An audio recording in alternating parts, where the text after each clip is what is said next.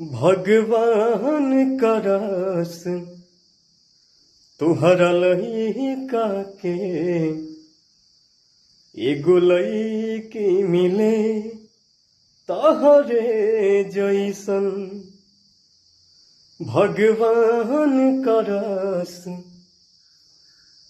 तहरा लइका के एगो लइकी मिले तहरे जैसन।